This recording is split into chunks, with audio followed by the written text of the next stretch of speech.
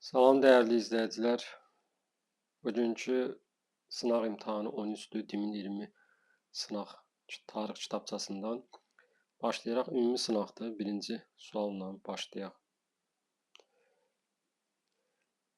16-cı əsrin əvvəlləri Hindistan və Almaniya tarixi üçün oxşarlıq təşkil edir. Vahid dövlətin olmaması. Hindistan 16-cı əsrin əvvəllərində düşür, Dehli Sultanlığının sonuna düşür artıq. 1526-da da süquta uğrayıbdı. Vahid dövlət yox idi. Bəli, Dehli Sultanlığı zəifləmişdi və parçalanmışdı. Ayrı-ayrı Hind knyazlıqları meydana gəlmişdi hələ 14-cü əsrdə. Sonra 1398-də də Əmir Teymurun hücumundan sonra ümumiyyətlə daha da zəifləyib dağılmağa doğru getmişdi. Almaniya da həmçinin 16-cı əsrdə dağınıqlıq dövrü yaşayırdı. Bu ta ki davam etmişdi 1871-ci ilə qədər, vahid şəkildə birləşdirilənə qədər, Otto von Bismarckın dövrünə qədər. Deməli, A bəndi oxşarlıq təşkil edir, bizdən bunu soruşurdu. Bu da oxşarlıqdır. Digər variantlara baxaq. Adətən uşaqlar səhv yazdıqları sualların variantların niyə səhv olduğunu da bilmək istəyirlər deyə səhv digər variantları da izah eləyək. Reformasiya hərəkatının geniş vüsət alması. Reformasiya təkcə Almaniyada olubdu, Hindistanda elə bir şey olmayıb. Bu da 16-cı əsrin əvvəllərinə düşür, düzdür. 1517-də başlayır. Ölkənin Əmir Teymurun dağıdıcı basqınlarına məruz qalması. Bu Hindistanda olub, o da 14-cü əsrdə bayaq qeyd etdim. Almaniyada olmayıb. Türk dövlətinin hücumuna məruz qalması. Hindistanı, Dehli Sultanlığını götürə bilərik. Babur Şahın hücumuna məruz qalmışdı. O da hələ Moğol dövlətini yaratmamışdı. Almaniya isə olmayıb bu dövrdə. Türklərin hücumuna məruz qalmayıbdı. Böyük coğrafi kəşflərdən sonra ticarət üstünlüyünə yiyələnmələri heç birinə aid olmayıbdı. Hətta Hindistan ümumiyyətlə daha da zəifləyərək müstəmləkəyə çevrilməyə başlanmışdı. Deməli, bu da səhvdir. Cavab A bəndi. İkinci sual. Birinci Dünya müharibəsi illərində Osmanlı qoşunlarının Cənubi Azərbaycandan çıxarılmasının səbəbi. Biz burada Sarıqamış əməliyyatında ruslara məğlub olmasını bilirik. 1915-ci il 14 dekabr 15-in yanvarında. İndi baxaq variantlara. Rus qoşunlarının Şimali Qafqazdakı qələbələri. Rus qoşunlarının qələbəsi var, amma Şimali Qafqazda deyildi bu. Yəni bu səhvdir, Şimali Qafqaz yox. Cənubi Qafqaz olsa daha doğru olardı, Sarıqamış düşürdü. Deməli, bu səhvdir. Göyçay döyüşündə Bakı XKS-nin qoşunlarına məğlub olması. Burada Osmanlı qoşunları düzdür, Qafqaz İslam ordusu gəlmişdi, ancaq burada qələbə qazanmışdı. Bakı XKS məğlub olmuşdu, o səhv götürülür. Nuru Paşanın öz hərbi qərargahını Gəncədən çıxarması.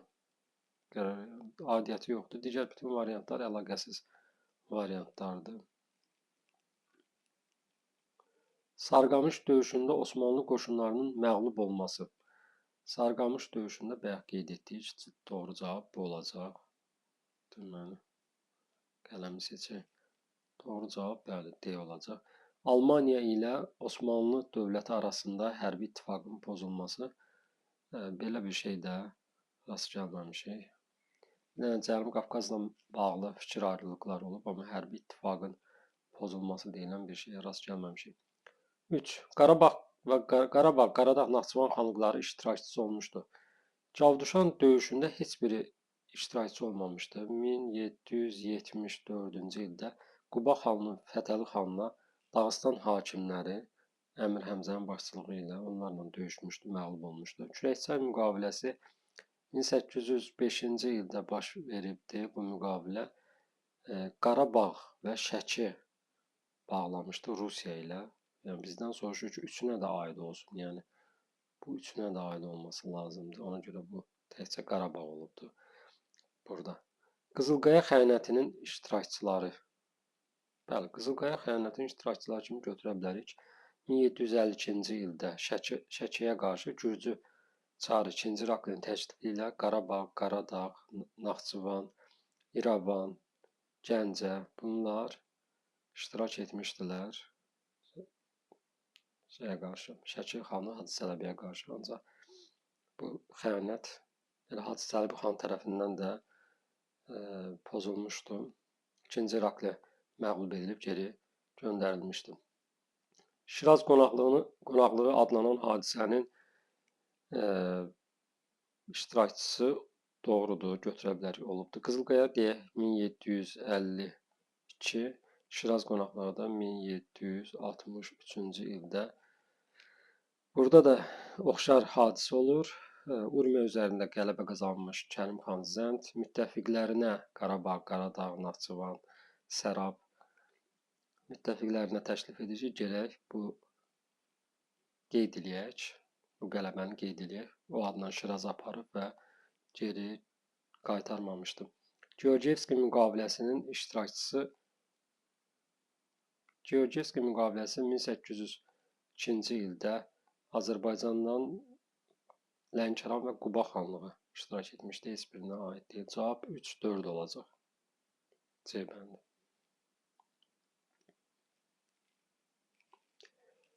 4-cü suala baxırıq. Böyük sualdır. Eyler-Venn diaqramı. Nadir Şah 1-ci Pyotr 2-ci Yekaterina kəndlilərin təhkimçilik asılılığını rəsmiləşdirmişdir. Bu heç birinə aid olmayacaq. 1649-cu ildə düşəcək Aleksey Mixayloviçin hakimiyyəti dövründən düşür. Heç birinə aid deyil. Zadəganlar haqqında fərman imzalamışdı 1785-ci ildə. 1702-ci Yekaterina aid olacaq. Osmanlı dövləti ilə sülh müqaviləsi imzalamışdı. Bu üçünə də aid olacaq. 1-ci Mahmudun dövründə Nadir Şah imzalamışdı. Deməli, C üçünə də aid olacaq. 1-ci Pyotrun dövründə 1711-də Pruç sazişi var. Onu qeyd edə bilərik. 2-ci Yekaterinanın dövründə də 1774 Kiçik Qaynarca, 1791 Yassı sülh müqaviləsi olmuşdur. Ona görə C üçünə də gedir. Rəiyyəti hərbi qulluğa çağırmışdı. Bu Nadir Şaha aiddir.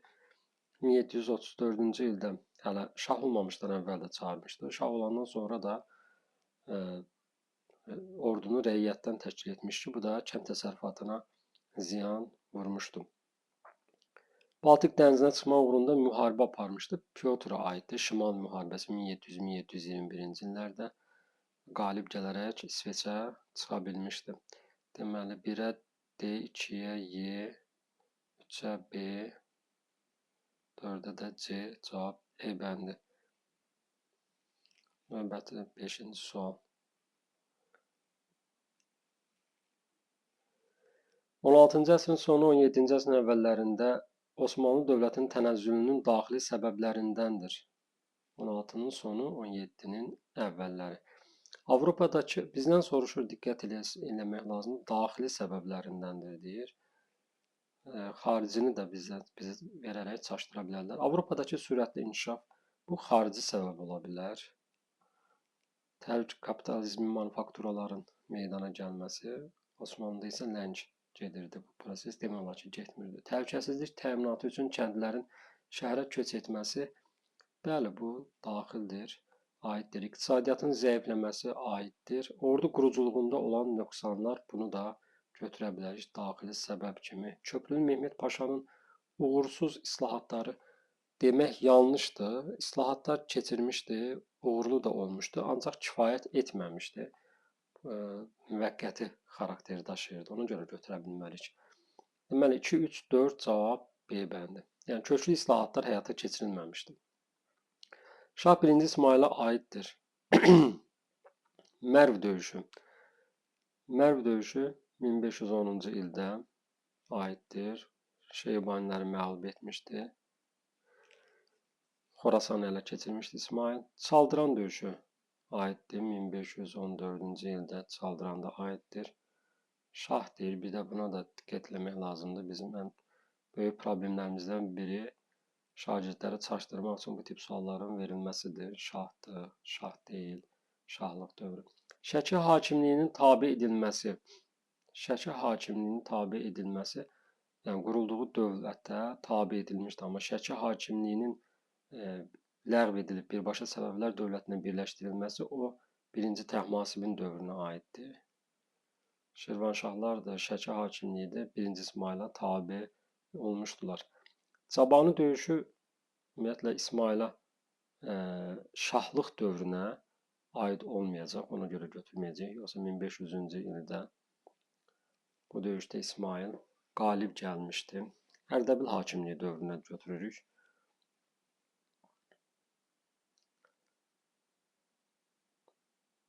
Davam edirik. Amasya sülhünün imzalanması. Bu da 1555-ci ildir. Şah İsmailin hakimiyyət dövrü isə onu da qeyd edək. 1501-1524. Yəni gördüyünüz kimi bu düşməyəcək.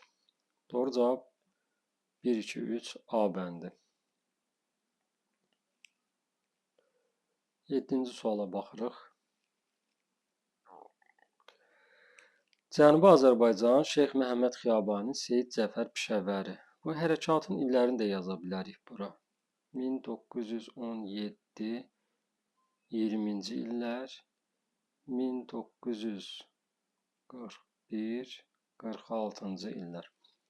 Azərbaycan adının Azadistana dəyişdirilməsi aiddir, bunu götürəcəyik. Cənubi Azərbaycana müstəqillik verilməsinin tələb edilməsi müstəqillik deyildi, muxtariyyət idi. Məşrutə hərəkatına rəhbərlik etməsi, məşrutə hərəkatı 1905-11-ci illərdir, ona görə də bunun aid deyil. İlk dəfə əncümənlərə seçkilərin keçirilməsi bu 1906-dır, düşmür. Babillər hərəkatına rəhbərlik etməsi 1848-52-dir, ona görə bu da düşmür. Təbriz Universitetinin açılması 1946-cı il iyun ayında düşəcək. Deməli 1-ə A, 2-yə C, B bəndi. 8-ci sual. Uyğunluğu müəyyən edin. Uyğunluğa baxaq. 2 və 4, 18, deməli 1 İtaliya qeyd edirik yenə. 2 Böyük Britaniya, 3 Osmanlı, yəqin Osmanlı dövründən söhbət gedir. 4 Fransa, 5 Rusiya. Baxaq indi 2 və 4, yəni Böyük Britaniya və Fransa, İngiltərə və Fransa. 18-ci əsrin ortalarında müstəmləkələr uğrunda bir-biri ilə müharibə aparmışdılar. Bəli, 18-ci əsrdə 2-ci yüzillik hətta müharibə də deyirlər bunlara. Xüsusən 1756-63-cü illəri burada ortaları deyir. 7 illik müharibədə bir-birlərinə müharibə aparmışdılar. Doğrudur, bizdən də uyğunluğu soruşur, diqqət eləmək lazımdır. 1-3-4, 1-3-4 İtaliya, Osmanlı, Fransa. Üçlər İttifaqının üzvləri idilər. Yəni Fransa ümumiyyətlə olmayıb Üçlər İttifaqının üzvü. İtaliya olub, sonra isə çıxmışdı, Osmanlı da sonradan qoşulmuşdu. Yəni ona görə biz bunu da götürməyəcəyik, bunu götürməyəcəyik. Antanta İttifaqının üzvləri olmuşdu. 2, 4, 5. Böyük Britaniya, İngiltərə, Fransa və də Rusiya, bəli. Antantanın üzvü olmuşdu. 1907-ci ildə formalaşmışdı. Antanta formalaşıb başa çatmışdı. Trablis müharibəsinin iştirakçıları idilər. Osmanlı ilə İtaliya idi. 1-3 olsaydı doğru götürərdi, amma burada 4 verilib. Fransa olmayıbdı. Trablis müharibəsi 1911-12-ci illərdə Liviya uğrunda mübarizə getmişdi. Liviya burada yerləşir. İtalyanlar Liviyanı ələ keçirmişdilər, Osmanlı mülkünü. Sonuncu Osmanlı mülkü. 3 və 5 soruşur. Somma döyüşü 3, 5 Osmanlı, Rusiya. Somma döyüşü də 1916-cı ildə 1-ci Dünya müharibəsində. İngilis, fransızlar Almanlarla döyüşmüşdülər. Yəni Rusiya və Osmanlıya aid deyil. Cavab 1, 3 A bəndi götürəcəyik cavabı. Növbəti 9-cu suala baxırıq. Teymurilər dövlətinə aid deyil. 1370-1507 Teymurilər dövləti. Sərbədarilər üsyanının yatırılması 1366-dır. Yatırılması 65-də başlayır. Yəni bu aid deyil. Bizdən də aid deyil soruşur. Zaten ona görə götürəcəyik bunu. Xorasan uğrunda Səfəvilərlə mübarizə aparılması. Xorasan uğrunda Səfəvilərlə müttəfiq olublar. Yəni Səfəvilər dövləti Şah İsmail Teymuriləri müdafiə edibdi. Bu da aid deyil. Şeybanilərlə mübarizə aparsaydı, yazsaydı o aid olardı. Ağqoyunlu dövləti tərəfindən məğlubiyyətə uğradılması. Ağqoyunlu dövləti Uzun Həsən dövlət qurandan sonra Qarabağlar süquta uğradandan sonra Şahrux, daha doğrusu Əbu Səid yürüş edir, lakin 1468-ci ildə də o da məğlub olmuşdu. Bu aiddir. Götürmürük. İnzibati cəhətdən uluslara bölünməsi, bu da aiddir. Götürmürük. 1-2 cavab A bəndi aid deyil. 9-u dedik. 10-cu, 11-ci suallara baxırıq. Fransanın 1944-cü il tarixinə aiddir. Atlantika Xartiyasının imzalanması Fransaya ümumiyyətlə aid deyil. Həm də 1941-ci ildir bu. 1941. Charles de Gaulle'un rəhbəri olduğu müvəqqəti hökumətin yaradılması 1944. Bunu götürəcəyik. 44-46-cı illərdir müvəqqəti hökumət. Ölkə ərazisinin almanlar tərəfindən işğalının başa çatdırılması. Deməli, ölkə ərazisi Fransa ərazisi 2-ci Dünya müharibəsində 1940-cı ildə işğalı başa çatdırılmışdı. Elə may ayında işğal eləmişdilər. Buna görə bu götürülməyəcək. Deməli, Charles de Gaulle'un müvəqqəti hökumət qurması dedik 1944-46-dır, bir aid deyil. Ərazisində 2-ci cəbhənin açılması 1944 da Tehran konferansının qərarına əsasən 44-cü ildə Normandiyadan açılmışdı. Fransanın şimal-qərbindən doğru cavab olacaq 2, 4. Xronoloji ardıcılığı müəyyən edin. Aguyen Kilsə Məclisi 488 3-cü Mömin Vaçaqan tərəfindən çağırılmışdı. Albaniyada Mehranilər sülaləsinin hakimiyyətə gəlməsi 630 Mehranilər sülaləsi hakimiyyətə gəlib. 1-ci Xosrovun Sasanilər dövlətində islahatlar həyata keçirilməsi.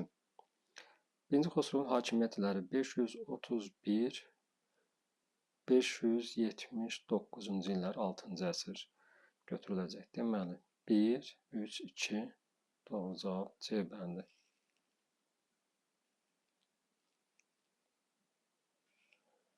Növbəti sual 12, 13. Hamısına bir yerdə baxa bilərik. Şirvanşahlar dövləti Salarilərdən fərqli olaraq Salarilərdə olmasın, Şirvanşahlarda olsun. Gürcü qoşunlarıyla mübarizə aparmışdır. Salarilər də Gürcü qoşunlarıyla mübarizə aparıbdır. Şirvanşahlar da aparıbdır. Bizdən fərqli soruşur. 10-cu əsrdə mövcud olmuşdur. Hər ikisi 10-cu əsrdə mövcud olubdur. Şirvanşahlar 861-dən 861 1538, Salarilər isə 941 981. Fikir versə 10-cu əsrə düşür, ikisi də oxşardır. Səlcuq dövlətindən asılılığı qəbul etmişdi. Səlcuq dövləti 1038-ci ildə yaranıbdı. Yəni artıq Salarilər dövləti yox idi, amma 1066-cı ildə Şirvanşahlar asılı vəziyyətə salınmışdı. Ona görə də bunu götürəcəyik doğru cavab kimi. Abbasilər xilafətinin zəifləməsi nəticəsində yaranmışdı. Hər ikisinə aiddir. Azərbaycanın cənub torpaqlarında yaranmışdı.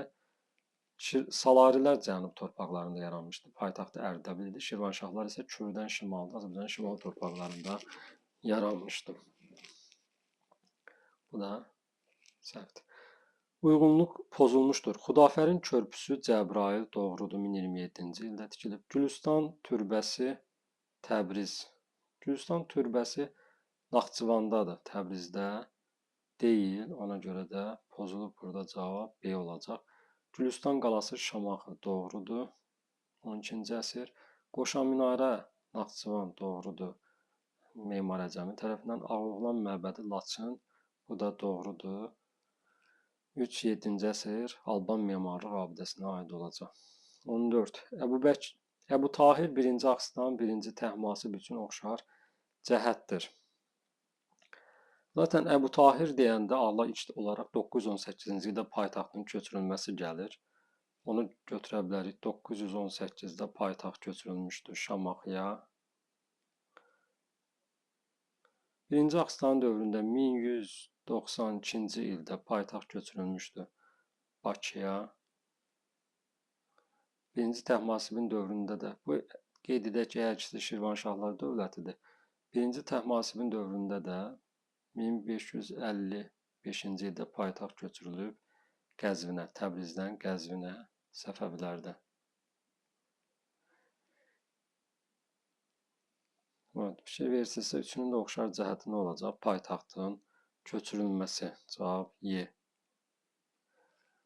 Oğuz türklərin yürüşünə məruz qalması heç birinə aid götürə bilmirik.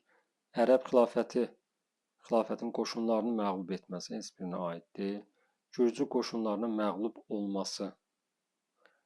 Birinci Axistan dövründə Gürcüstanla münasibətləri yaxşı olub, hətta köməyə gediblər bir-birlərinə. Birinci Təhmasibin vaxtında da elə bir şey olmayıbdı. Sənətkarların tamğa vergisindən azad edilməsi. Bu təkcə Təhmasibə aid 1565-ci ildə tamğanı ləğv etmişdi. 15-ci suala baxırıq. 15-16-nı seçdik. İkinci Qarabağ müharibəsi dövründə Cəbrayılın azad olunması ilə Hadrut istiqamətində hərbi əməliyyat keçirilməsi üçün imkanlar yarandı. 4 oktyabrda Cəbrayıl azad edilir. Hadrut istiqamətində də 9 oktyabrda Hadrut azad edilmişdir. Bu doğru cavabdır. Həm də deməli şimal, cənub-qərb, cənub-şərq cəbhəsinə düşür. Onu da yada salmaq lazımdır. Cəbrayıl. Azərbaycan-İran sərhədinin böyük hissəsinə dövlət nəzarəti bərpa edildi. Cəbrayıl, bəli, İranla sərhəddə yerləşirdi və bərpa edildi. Xəritəni bilmək lazımdır mütləq şəkildə ki, daha yaxşı yadda saxlayaq. Ağdərə ilə Ağdamı birləşdirən əsas təminat yolu hərbi qüvvələrimizin nəzarətinə keçdi. Ağdərə, Ağdam şimal-şərq cəbhəsinə düşür. Döyüşdə bura aid deyil. Murovdağ zirvəsinin fəth olunması üçün şərait yarandı. Bu da şimal cəbhəsidir, aidiyyəti yoxdur. Deməli 1-2 doğru cavab A bəndə. Daha əvvəl olmuşdur. Xış əkinçiliyinin toxu əkinçiliyini əvəz etməsi. Bu erkən tunc dövrüdür. Erkən tunc. İnsanların oturaq həyata keçməsi. Neolit. İlkin əkinçilik vərdişlərinin yaranması. Mezolit. Siklopik tikililərin meydana gəlməsi. Son tunc. İlkin şəhər mərkəzlərinin yaranması. Orta tunc. Fikir verir ki, əvvəli soruşduğuna görə içərisində daha əvvəl mezolit, orta daş dövrü olacaq.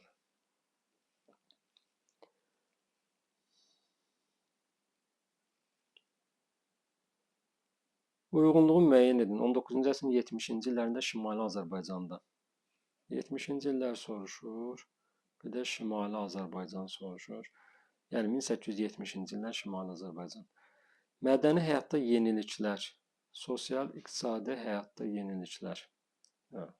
Bir mədəni həyat, ikincisi sosial-iqtisadi həyatda yenilikləri götürməliyik. A. Avropa tipli ilk dünyəvi məktəbin əsasının qoyulması 1830-cu ildə Şuşada olmuşdu bu. Şuşada olmuşdu, amma 30-cu illərdir. Ona görə götürməyəcəyik. Milli demokratik mətbuatın əsasının qoyulması əkinçidir. 1875-də əkinçidir. Bu 70-ci illərə düşür, Şimali Azərbaycana düşür. Bəli. İlk teatr binasının tikilməsi 73-də teatrın əsası qoyulur. 1810 il sonra isə Tağıyev tərəfindən binası tikilmişdi. Bu da 80-ci illərə düşür, götürmürük. Nobel qardaşları şirkətinin fəaliyyətə başlaması 1879. Sosial-iqtisadi həyatda yeniliklər. Bəli, doğrudur, götürürük. Qoru müəllimlər seminariyasının yaradılması 1876-da bu seminariya yaradılıbdır. İki səbəbdən götürməyəcəyik. Bir, Qori Gürcüstan ərazisinə düşür. İkincisi də ki, müəllimlər seminariyası. Bu da sosial-iqtisadi yox, mədəni tədbirdir. Mədəni həyatda yeniliklərdir. Ona görə götürmürük. Neft sənayesində iltizam sisteminin ləğvi 1872. Bu da bunu da götürmək olar. Bəli, iqtisadi tədbir. 1-ə B, 2-yə A, C. Cavab D bəndi. Midiyada İskit ağalığının mövcud olduğu illərdə Manna dövləti. İskit ağalığının mövcud olduğu söhbət Midiyadan gedir. Eradan əvvəl 653-625-ci illərdir. 28 il ağalıq etmişdilər. Kiaksarın dövründə isə başa çatmışdı bu ağalıq. Urartu dövləti tərəfindən süquta uğradıldı. Bizdən soruşur Manna dövlətinə aid olsun. Manna dövləti eradan əvvəl 590-cı ildə düşmür, görürük ki.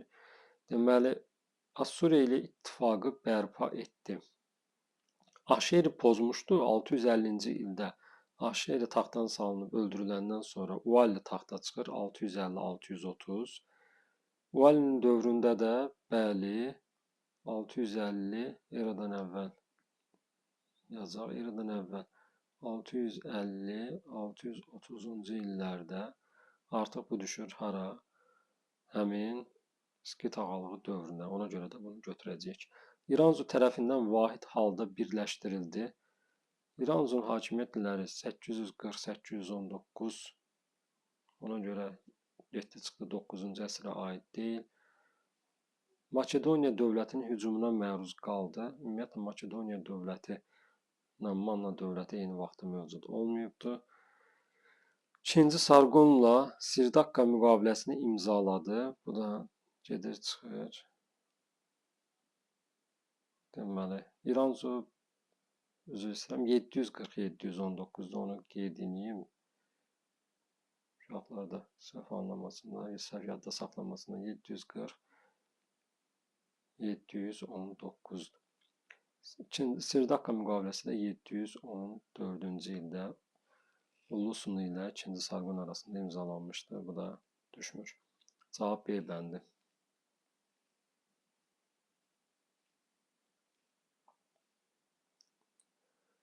Deməli, 18-i dedik, keçirik 19-a.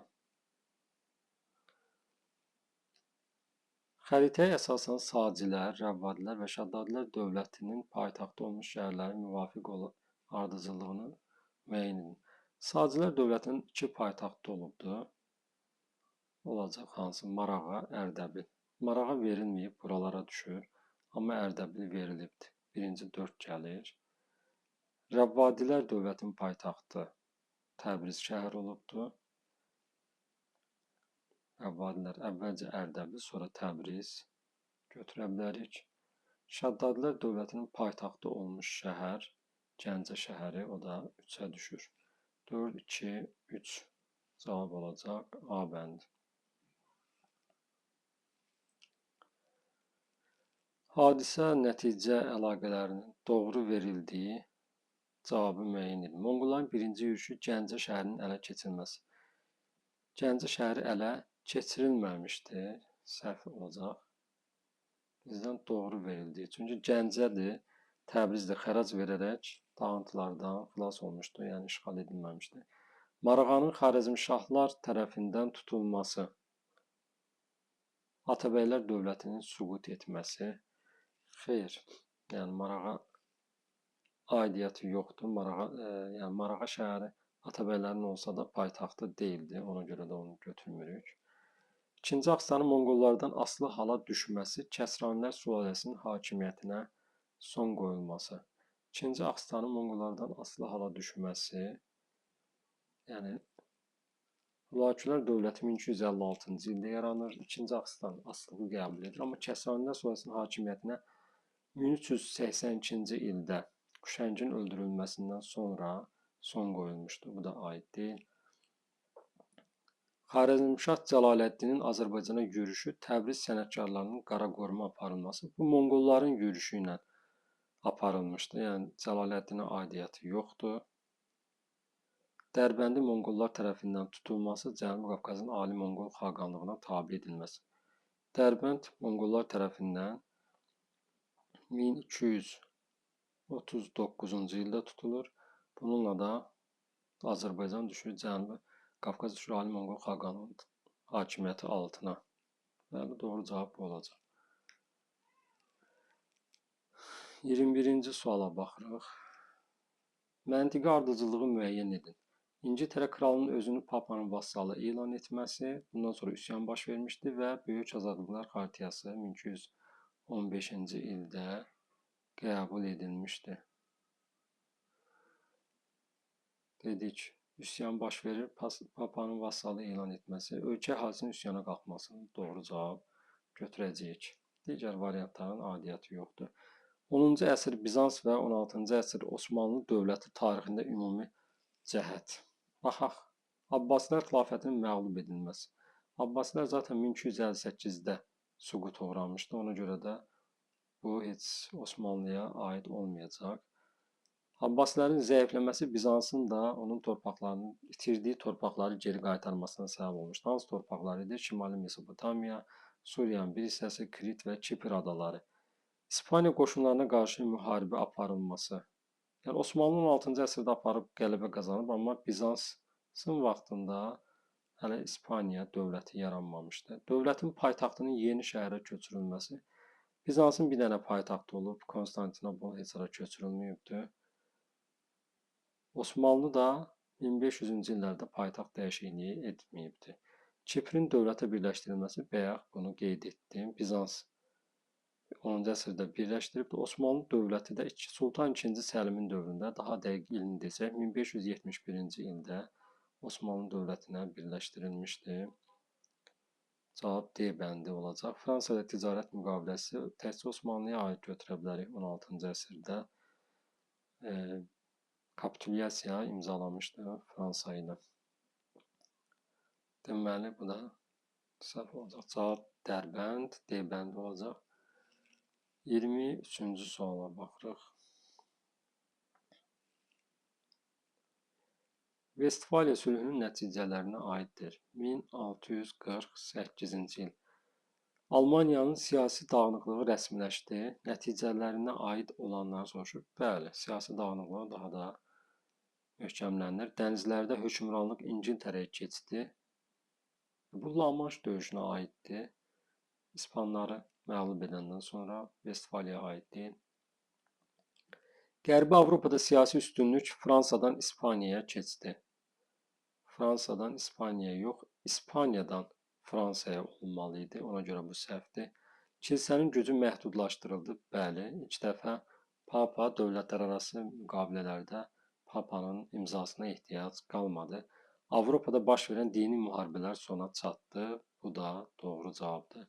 1-4-5. Heydər Əliyevin ikinci prezidentliyi dövründən fərqli olaraq İlham Əliyevin birinci prezidentliyi dövrü. Bunu illəri yazıb görəndə daha yaxşı tapmaq olur cavabları.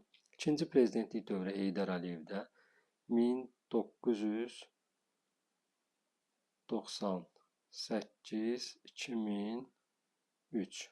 İlham Əliyevin birinci prezidentliyi dövrü isə 2003-2008. Ölkə qazının dünya bazarına çıxarılması ilə bağlı işlər görüldü.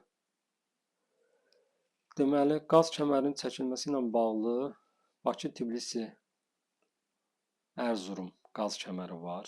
2001-ci ildə imzası atılır. Bu Heydər Əliyevin vaxtında atılır imzası.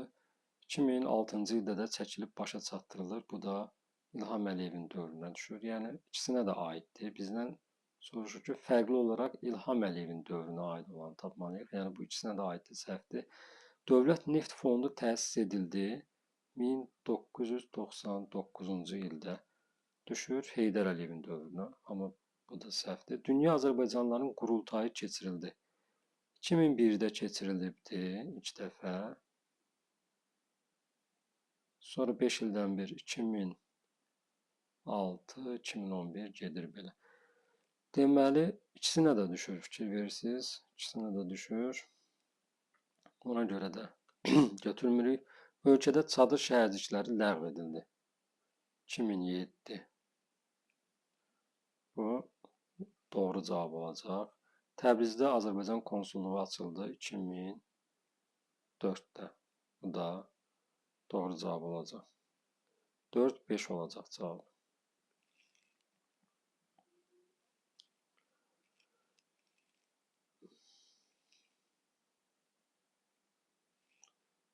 Növbəti sual. AXC-nin Gəncə dövrünə aiddir.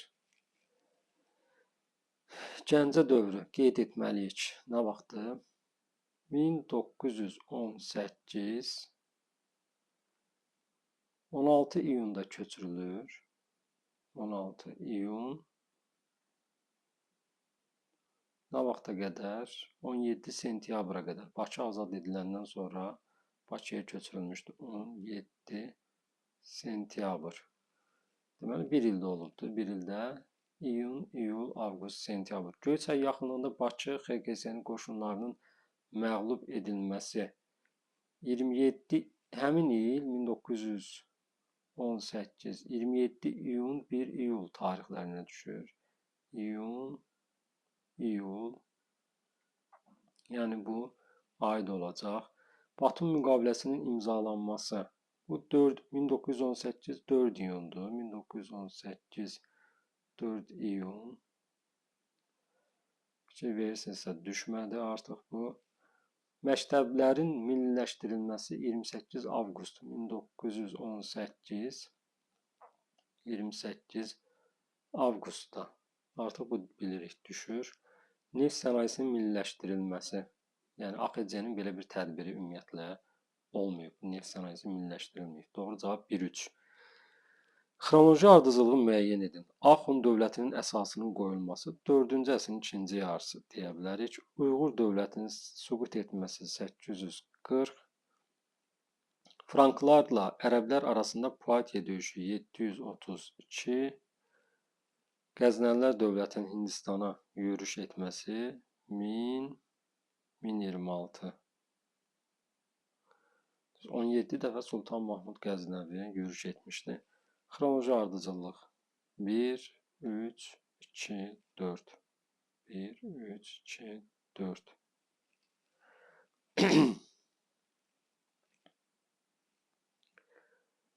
Yeddinci suala baxaq. 27-ci sual. Sin sülaləsi, Xan sülaləsi, Mauriyə. Əhəmənilər dövləti ilə müharibə aparmışdı. Əhəmənilər yox. Mauriyə sülaləsi Əhəmənilərlə yox, Makedoniyalılarla müharibə aparmışdı. Çin isə həmin vaxtı Əhəmənilərlə toqquşmayıbdı ümumiyyətlə. Deməli, bu heç birinə aid deyil. Eradan əvvəl 1-ci əsrdə hakimiyyətdə olmuşdur. Eradan əvvəl 1-ci əsrə düşəcək. Deməli, Sin sülaləsi qeyd edək. Eradan əvvəl 221 206-cı illərdə. Xan sülaləsi eradan əvvəl 206 bizim eranın 3-cü əsrin əvvəllərinə qədər davam etmişdir. Mauriyə sülaləsi isə götürə bilərik. Eradan əvvəl 4-cü əsrdən davam etmişdir. Nə vaxtda? Chandraguptaya görə götürürük 4-cü əsrdən. Eradan əvvəl 180-ci ilə qədər. Hatta eradan əvvəldir, onu deyim. Eradan əvvəl 206 ildə. Deməli, eradan əvvəl 1-ci əsrdə hakimiyyətdə olmuşdu. Baxırıq, bir dənə düşür Xan sülaləsi. Deməli, olacaq B2-yə. Pinçe müqaviləsini imzalanmışdı. Eradan əvvəl 200 Xan sülaləsi ilə Hun dövləti arasında, Böyük Hun dövləti Metex Xaqan arasında imzalanmışdı. Bu da C-də 2-yə gedəcək.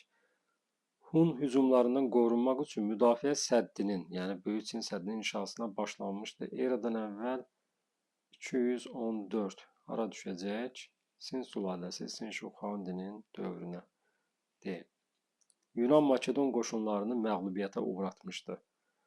Yunan-Makedon qoşunlarını məğlubiyyətə uğratmışdı. Bayaq qeyd etdik. Mauriyə sülaləsinə aiddir. Chandragupta. O da Y. Deməli, 1-ə D, 2-yə B, C, 3-ə də Y.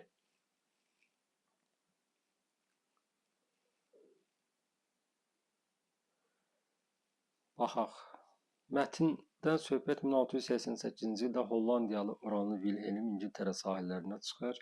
O, parlamentin dostu olduğunu öncədən bildirmişdi. Parlament 3-cü Vilhelmi taxta çıxarır və 1689-cu ildə Magna Carta ruhunda tərtib edilmiş sənədi ona təqdim edir. Bu qanunsuz inqilab idi. Sənəd parlamentin kral hakimiyyəti üzərində üstünlüyünü təsdiqləyir. Beləliklə də ölkədə yeni quruluşu bərqərar edir. Bundan sonra parlament qanunlar verməklə ölkəni idarə edir. Kral isə padşahlıq edir, lakin idarə etmir. Bu hadisələr parlamentlə mütləqiyyət arasında təxminən 100 illik müharibəyə son qoyur. Mənbədə bəhs olunan hadisələrin İngiltərə tarixində necə adlandığını və mətndə adı buraxılmış sənədin adını qeyd edin. Söhbət şanlı inqilabdan gedir. Şanlı inqilab. Söhbət şanlı inqilabdan gedir. Həmçinin bizdən soruşur ki, mətndə adı buraxılmış sənəd. Adı buraxılmış sənəd 1689-cu ildə hüquqlar haqqında bil idi. Hüquqlar haqqında bil. Digər suallara baxaq.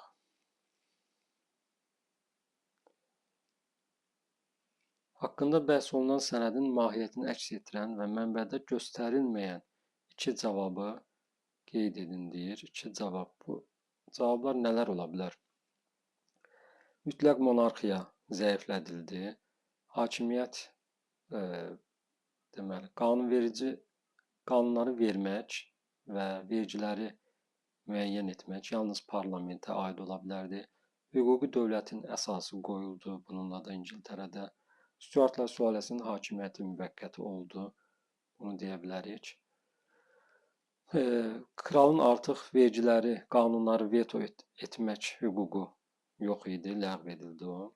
Kral yalnız parlamentin razılığı ilə ordudan istifadə edə bilərdi. Yəni bütün bunlar bu sənəddə öz əksini tapmışdı.